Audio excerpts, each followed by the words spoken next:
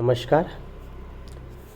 आपण सर्वजण सध्या अपार आय डी काढण्याचे काम एक मोहीम म्हणून फार वेगात करीत आहोत.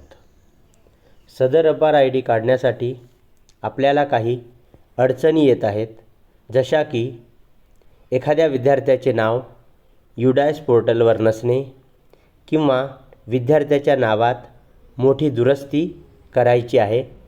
कारण सध्या एखाद्या अक्षराचा फरक असेल तर ती दुरुस्ती आपल्याला करता येते, परंतु मोठी दुरुस्ती असेल किंवा जास्त अक्षरांचा बदल करायचा असेल तर आपल्याला ते करता येत नाही.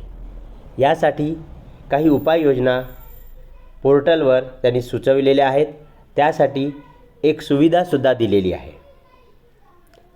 यामध्ये युडायस पोर्टलमध्ये नाव ॲड करणे किंवा नावात मोठी दुरुस्ती असेल तर काय करावे हे या व्हिडिओतून समजणार आहे.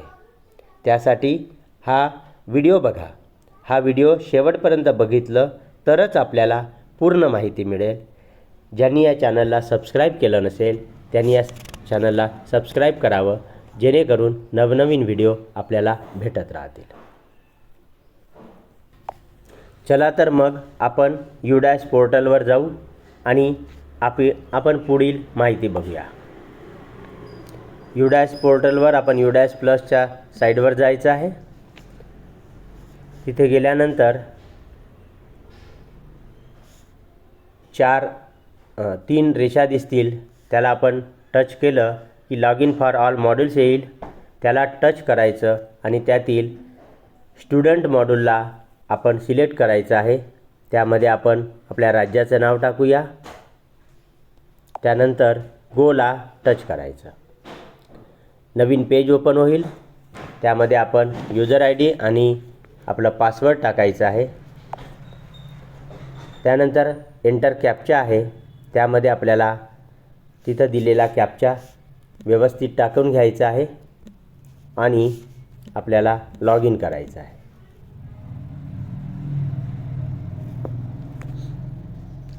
नवीन पेज ओपन होईल आपल्याला.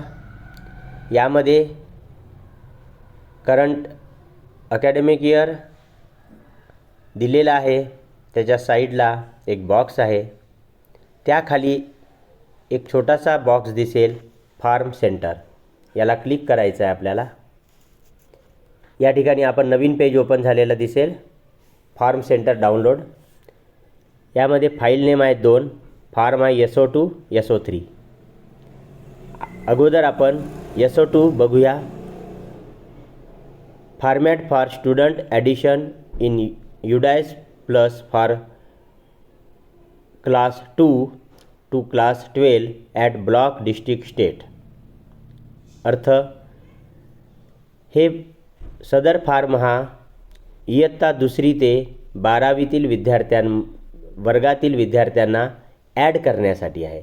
जर आपल्या शाळेतील एखाद्या विद्यार्थ्याचं नाव युडायस पोर्टलवर नसेल तर त्याला ॲड करण्यासाठी ही सुविधा आहे. तो फॉर्म बघूया आपण. इथे डाउनलोड झालेला आहे. फॉर्मचं नाव आहे form SO2 UDISE. Format for student addition in UDISE plus वर्ग 2 ते 12. युडायस कोड लिहायचा आहे, स्कूल नेम लिहायचा आहे, बाकीची माहिती भरायची आहे आणि त्यामध्ये एक प्रपत्र दिलेलं आहे. Serial number, class and section, ज्या वर्गातील विद्यार्थी आपल्याला ॲड करायचं आहे त्या वर्गाचं नाव आणि तुकडी लिहायची आहे. त्यानंतर 3ऱ्या कॉलममध्ये आपल्याला त्या विद्यार्थ्याचं नाव, जेंडर आणि डेट ऑफ बर्थ लिहायचं आहे. 4थ्या कॉलममध्ये आपल्याला त्यांच्या वडिलांचं आणि आईचं नाव पूर्णपणे भरायचं आहे. त्यानंतर त्या विद्यार्थ्याचं आधार नंबर, आधार कार्डवरील नाव आणि सध्याच्या शाळेमध्ये ॲडमिशन दिलेली तारीख आणि त्यानंतर आपल्याला कारण लिहायचं आहे की काय कारण आहे की आपल्याला मागच्या वर्षी या विद्यार्थ्याला ॲड केलं नव्हतं. त्याचं कारण, योग्य कारण लिहायचं आहे. त्यासोबत आधार कार्ड आपल्याला जोडून ब्लॉक लेवलला द्यायचं आहे. आपल्या शाळेतील जेवढ्या नवीन विद्यार्थ्यांची नावे ॲड करायची असेल तेवढ्या विद्यार्थ्यांसाठी हा फॉर्म भरायचा आहे. या ठिकाणी एका फॉर्मवर 4 विद्यार्थ्यांचं नाव आपल्याला ॲड करता येते आणि हा व्यवस्थित भरून त्यांचे कागदपत्र सोबत जोडून आपण ब्लॉक लेवलला द्यायचं आहे. त्यानंतर दुसरा फॉर्म आहे SO3. हा फॉर्म आहे जो अतिशय महत्त्वाचा आहे. सध्या याची अडचण आपल्याला खूप जाणवत आहे. Format for student name change, class change and other basic details change in UDAS plus student database. म्हणजे विद्यार्थ्यांच्या नावामध्ये एखादी मोठी दुरुस्ती असेल तर ती दुरुस्ती या फॉर्म्सनुसार आपल्याला करता येते. यामध्ये UDAS कोड, स्कूल नेम, त्या विद्यार्थ्याचा 11 डिजिट नॅशनल ID टाकायचे आहे, त्याचं सध्याचं नाव आणि त्याचं वर्ग लिहायचं आहे आणि त्यानंतर एक प्रपत्र दिलेलं आहे.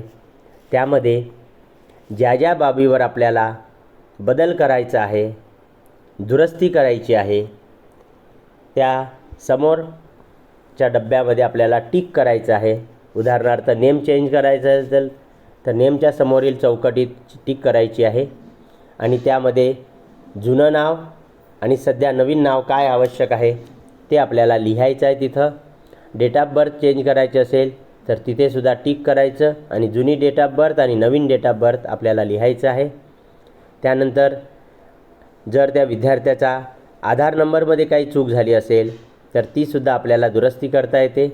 नेम ॲज पर आधारवर काही चूक असेल किंवा दुरुस्त करायची असेल तर आपल्याला या ठिकाणी करता येते. वर्ग जर बदलला असेल, इयत्ता 3रीत असेल आणि त्याचं नाव 2रीतच दिसत असेल तर आपल्याला या ठिकाणी तीसुद्धा सुविधा दिलेली आहे. आणि अशा प्रकारचा फॉर्म प्रत्येक विद्यार्थ्यासाठी भरायचं आणि सही शिक्क्यासह ब्लॉक लेवलला, डिस्ट्रिक्ट लेवलला सादर करायचं. त्यांच्याकडून आपल्याला ही दुरुस्ती करून मिळेल. आणि अशा प्रकारे या व्हिडिओतून आपण दिलेल्या सूचनेनुसार कार्य कराल तर आपल्या दुरुस्ती होईल आणि आपल्या प्रत्येक विद्यार्थ्याची अपार ID निघण्यासाठी मदत होईल. 100% अपार ID आपली जनरेट होऊ शकेल.